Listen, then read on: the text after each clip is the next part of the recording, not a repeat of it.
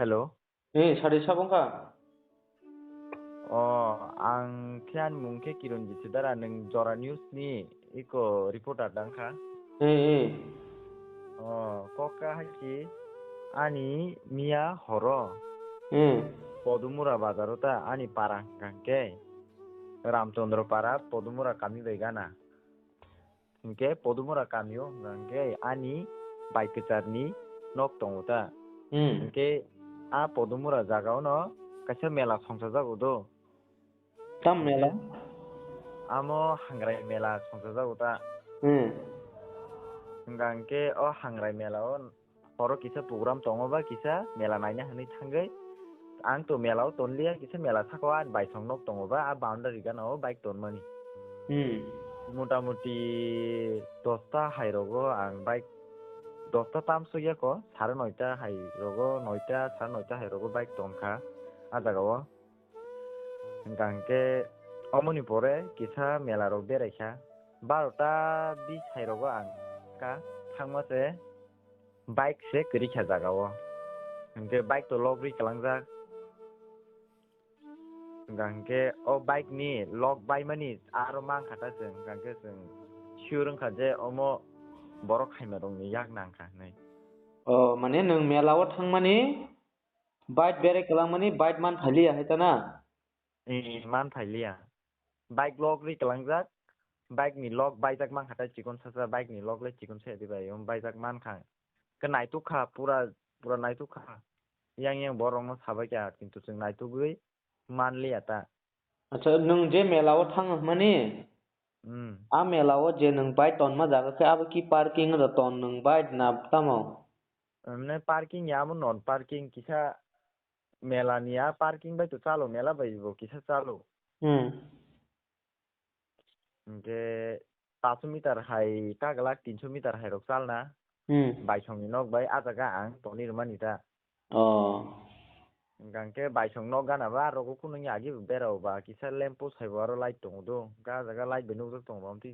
रगंगे बुइबर याग्रगला हाइनै आ लाइट तरो किसा तनि रमानि तांगे के सोराय रगो रिगि रग्रुबला समयो हाइनि आरो तनि रमानि नों जे बेराय खालामो के कयता दिगि रं खना आबो 9टा टू 9:30 के नों आबो कयताव फाइनो खयगा गरै मानि अमं गांके 12टा 20 हाइरक ओंखारा 12टा 20 हाइरक ना के निनि बाइक जे ताबो कमा मानि तामो कालार आनी बाइक नि कालार गांके ब्लू कालार बाय ब्लैक मिक्स ताबो इनको R15 MotoGP एडिशन ता मॉन्स्टर नि सिजाक के ताबो तामो नाइबा नों ताबो निनि जे बाइक कमा मानि रुतुंगा बागै द कल खलाय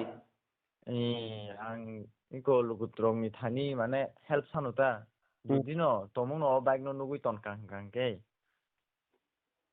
बाइक नुगुइ तनका नम्बरो कल खायगा गांके माने आं जे मानसा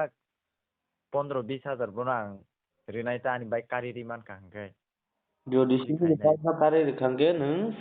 15-20 हजार जे नि खुशी नि ता आं जे रिमान साग्रि रिनायता अच्छा बे जेनिनि बाइक कमा मानि के थाना रखो इनफरमेशन द रोखा जों हरवाइसे थांखा मिया बाइक किसा रुतुगै जों एकटा हायो न श्रीनगर थाना थांखा तांनि के जों श्रीनगर थाना बाइक इकोब्ला पीएस ताबो गाजागा थांखा मंनो साका अंके सातमन बो रुतुखा गे फुंआइका फुं आइबो जों ता थांगै बिदेन्ट्री रितिका गाहाम हाइमा सापिकाता अंके रोखा ताक्सु दरति बाइक नि कुनु खबर मायाखौ अच्छा किताबो नों तामो वानसुक जेनिनि बाइक कमा मानि आबो की बम हाई के कमा खना नों तामो वानसुक आमो तो ताम हुन छानाय ताबो सिगौ रंनि याक नांखा आम हाइदा के बो बिसिबो हाताल थांमायाखौ ना आम हाइमा दङ दा अच्छा इनके बाइकौ बासो थकरै 2 लिटार हाइले दङ थ निनि बो बिसिला हाताल थाना हाइदा के कलर गंके ब्लू बाय ब्लैक मॉन्स्टर एडिशन नि सिजाक इनके बाइक नंबर साजना दादा सॉरी दो बाइक नंबर इनके TR01AW 5758 আচ্ছা ओमफ्राय बाइकनि नाम्बारटा निनि मुं तामो सिंगमो आंनि मुं हिंखे किरन्जित देबबर्मा गामिखौ बजागोन इंखा